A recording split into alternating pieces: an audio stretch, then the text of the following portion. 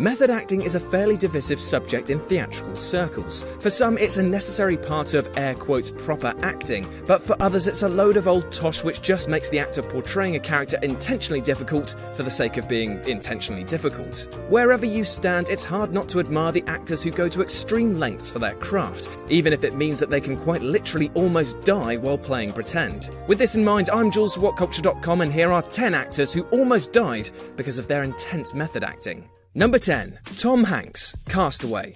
Castaway saw Tom Hanks stranded on a desert island, whereupon he spent the majority of the film talking to a volleyball and generally having a terrible time. To prepare for his role as FedEx man Chuck Noland, he went full-on method. He gained 50 pounds in order to look middle-aged, and then, after much of the film was shot, he lost all of that weight and grew a massive beard, so as to look like somebody who'd been stranded on a desert island for years. But it wasn't all that weight loss stuff that almost killed the actor. During the filming in Fiji, he failed to treat a leg wound, which later developed into a staph infection, all because he was committed to living like a madman. When Hanks finally got round to seeing a doctor, he was told that he was mere hours away from blood poisoning, and potentially death.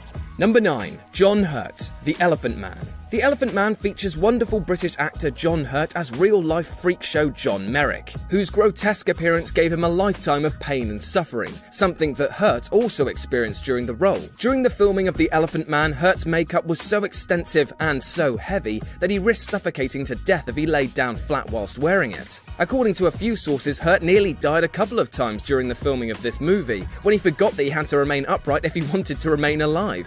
Ironic, given that the real John Merrick reportedly died in exactly this manner. The experience then led Hurt to tell his wife, "I think they finally managed to make me hate acting." Number 8. Robert De Niro, Raging Bull. Raging Bull is often regarded as one of the best movies ever made, but it wasn't an easy role for Robert De Niro. In order to play real-life boxer Jake LaMotta in his later days, production was halted and De Niro was sent on a 4-month vacation to France and Italy and asked to eat his way around. De Niro did not disappoint, gaining 60 pounds for the role. The sudden weight increase played havoc with his health, and he began to struggle with his breathing, posture, and his speech. Production was even shut down for a while because director Martin Scorsese began to worry that his leading man was en route to having a heart attack. Number 7. Gerard Butler, Chasing Mavericks.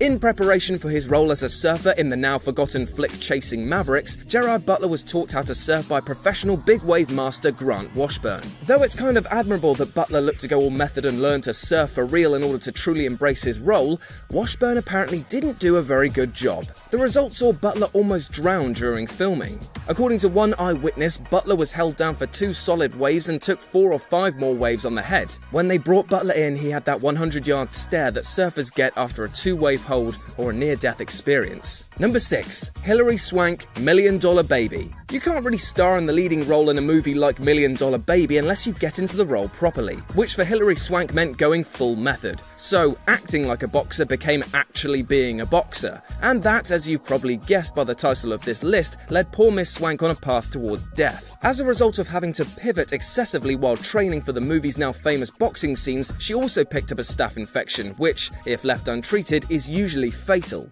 What's more, Swank didn't bother to tell director Clint Eastwood about her injury, as she didn't want to slow down production, which, while kind of thoughtful, would have caused longer delays if she'd, died. Number 5. Joseph Gordon-Levitt, Premium Rush. Hundreds of bike messengers end up getting injured every single day. It's all part and parcel of taking on a profession that requires you to weave in and out of traffic, disobeying every law known to man. It makes sense then that Joseph Gordon-Levitt, who played a bike messenger in Premium Rush, ended up injuring himself whilst filming one of the movie's crazy chase sequences. The clearly unhinged actor insisted on doing all of his own stunts for the movie, which is methody in its own right, but ended up flying from his bike into the back of a taxi, smashing the back window and slicing his arm open in the process. He required 31 stitches to heal the wound, but had he been going any faster or had the impact occurred with any more force, he could have very easily ended up splattered on the sidewalk. Number 4. Antonia Campbell Hughes, 3096 Days. The real-life Natasha Kampusch spent 8 years in captivity, confined to a dungeon at the mercy of a notorious madman. So when Antonia Campbell Hughes was cast in the role of Kampusch for the 2013 movie adaptation, she set out to suffer in equal measure. To that end, she dropped a hell of a lot of weight, to the point where she was barely recognizable and health experts began fearing for her life. That's not all though. Due to the dungeon setting where most of the story takes place, Campbell Hughes also tore her Achilles tendon, broke a toe, and fractured a rib as filming progressed. Certainly this was no mere going through the motions performance. Number 3. Sylvester Stallone, Rocky IV. Sylvester Stallone isn't the sort of actor who gets by using stunt doubles, so when it came to the climactic fight scene at the end of Rocky IV, he asked fellow actor Dolph Lundgren to actually try to knock him out. You know, so it looked super real. What happened next couldn't have been totally unexpected. Lundgren hit Stallone with such force that his pericardial sac swelled up and began pushing against his heart, which you know is never a good thing. The Italian stallion was rushed to hospital as a result, fearing death, where he was placed in intensive care for 9 days. The impact made by such a punch was later compared to the injury expected from the likes of a horrific car accident. So yes, Lundgren's fist pretty much acted with the force of a car crash. No wonder he has the line, "I must break you." Number 2. Vincent D'Onofrio, Full Metal Jacket. Before he was Kingpin, the delightfully gifted Vincent D'Onofrio played Private Gomer Pyle in Full Metal Jacket, the tragic, overweight character from Stanley Kubrick's infamous Vietnam War movie, who finds himself constantly at odds with a hellish drill instructor and culminates in a rifle barrel for supper. In order to prepare, D'Onofrio gained an insane 70 pounds and still holds the record for the most weight gained by an actor for a role. This, of course, came with its own set of complications. During the filming one of the many assault course sequences in the movie, the actor, presumably inexperienced at his new bumbling weight, injured his knee to such an extent that excessive reconstructive surgery was required.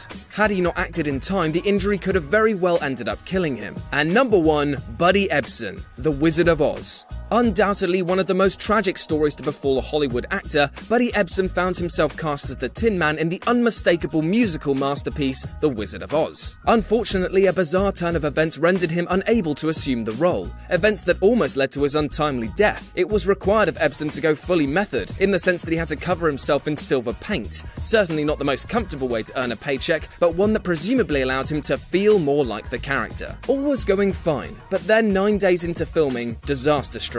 Ebsen suddenly experienced an allergic reaction to the aluminium dust that comprised much of the costume. He was rushed to hospital and nearly died then, and remained there for 2 weeks, after which he went home and was required to recuperate for the sum of an entire month. As a result, he was replaced in the movie by Jack Haley, thus losing out on playing one of the most iconic characters in cinematic history, all because of a freak wardrobe malfunction. And that's our list. Know any more actors who nearly went to the grave for their roles? Well, let us know about them in the comments section below. And if you want to method act as one of my fans, you can do so here or on my personal Twitter, RetroJ with a 0. As always, if you enjoyed the video, then like, share and subscribe for more. I've been Jules with WhatCulture.com, and I'll speak to you soon.